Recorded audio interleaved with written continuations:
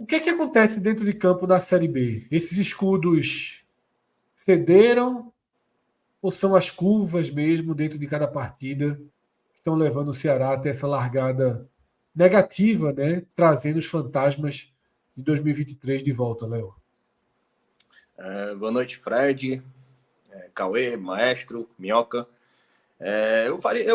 Eu diria, Fred, que é mais fácil você manter esses escudos e você traçar um objetivo a curto prazo.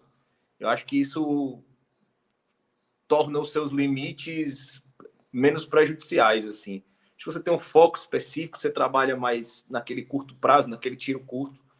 Eu acho que foi muito do que foi esse primeiro recorte de temporada do Ceará.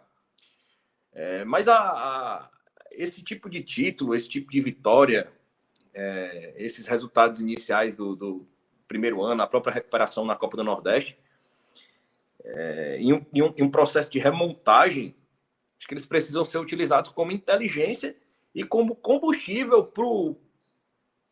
para inverter a lógica, né? A lógica de, administrativamente, trazer uma estrutura e uma base para o futebol acontecer.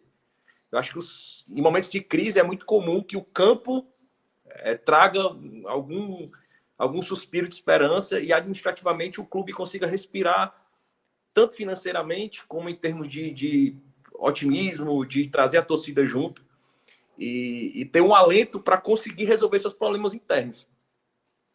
Mas, assim, claramente, por incompetência e por não focar na resolução desses conflitos, esse recorte de título importante não foi usado pela diretoria. Acho que muito mais por incompetência, por não, mais uma vez, conseguir achar uma saída, por não ter conseguido achar uma saída no passado, após o título da Copa do Nordeste, transformar isso no impulso para brigar pelo acesso, né? O time que não conseguiu brigar pelo acesso nenhuma vez e já trouxe isso em outras lives, né? Como é que um fala muito fácil dentro do Ceará desde a queda, que o time busca protagonismo. Mourinho foi demitido e quando o Barroca chegou se falou em protagonismo. Quando o time foi montado no começo do ano, o antigo diretor de futebol falava em protagonismo, em ser protagonista.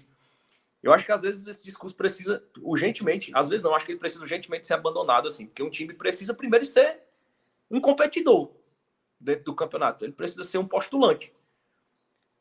Primeiro ser um postulante. E diante disso, depois, quem sabe, se tornar um protagonista.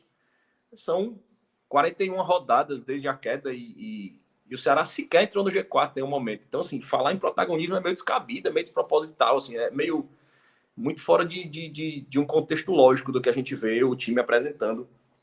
E o time não trabalha administrativamente para ser um protagonista e nem sequer para ser um postulante.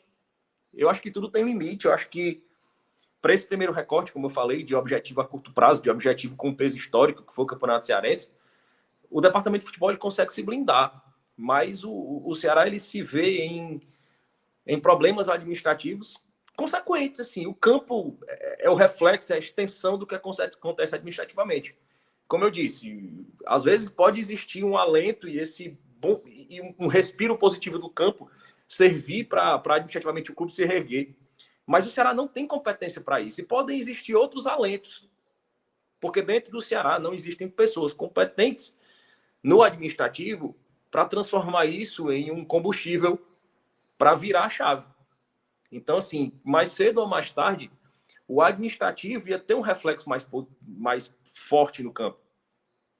É impossível você conseguir blindar um departamento de futebol, você conseguir blindar um trabalho, você conseguir blindar o elenco, principalmente porque o reflexo administrativo sobre esse elenco, sobre esse trabalho, as limitações que ele impõe e a eterna insegurança de uma crise financeira, efetivamente mexe com o vestiário, mexe com o departamento. Eu acho que você conseguir, segundo foi falado pelo próprio Mancini, né, você ter 5, 6 nomes engatilhados e não poder trazer porque sofreu um transfer ban, né? Hoje já falou em mais uma punição relacionada ao caso Castilho, aí o pedido do Atlético Mineiro também em relação ao pagamento do Castilho. O Ceará se vê um problema diante da sua ex-patrocinadora, né?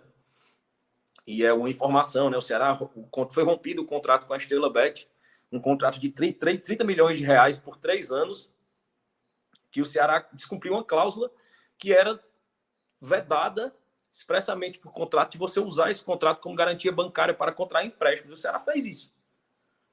E pior, o presidente, na semana passada, na reunião com o Conselho Deliberativo de prestação de contas, tem um vídeo. Eu fico pensando o que é que precisa ser feito ainda para existir uma intervenção mais grave no Ceará. O presidente pegou o microfone e disse: não, eu emiti uma nota fiscal para receber o dinheiro do empréstimo e depois eu cancelei a nota.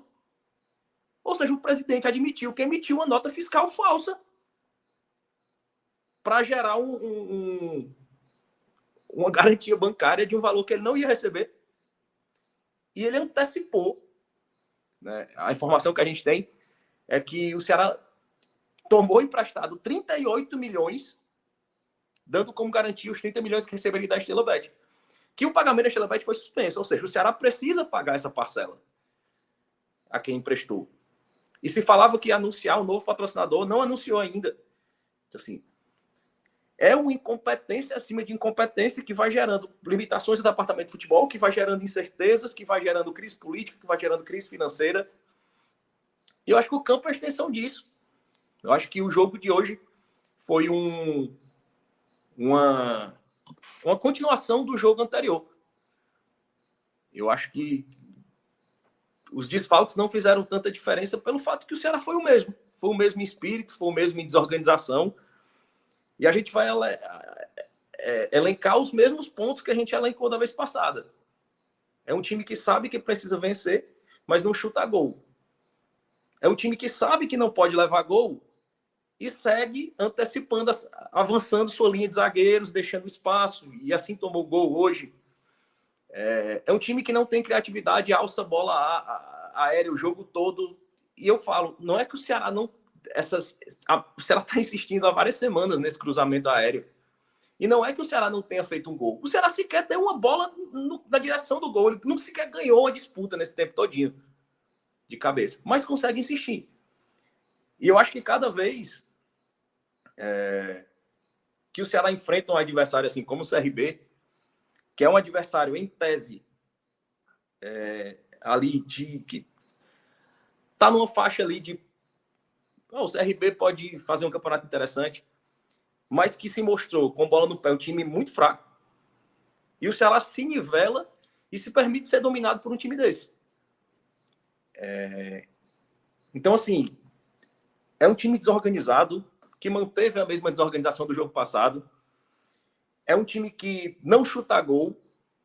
É um time que não consegue assustar o time adversário. Eu acho que hoje foi um pouco mais capaz no sentido de conseguir trocar passes, porque o jogo passado não conseguia nem sequer trocar passes. Então o Ceará começou sendo o mesmo Ceará de sempre, né? Tentando avançar com a bola, David Ricardo tomando as ações ofensivas ali, conduzindo a bola. O Ceará sofreu um desfalque inesperado aí de última hora, né? Que foi o Ailon, né? Que sofreu uma lesão no ligamento do joelho. Não se sabe ainda a gravidade, mas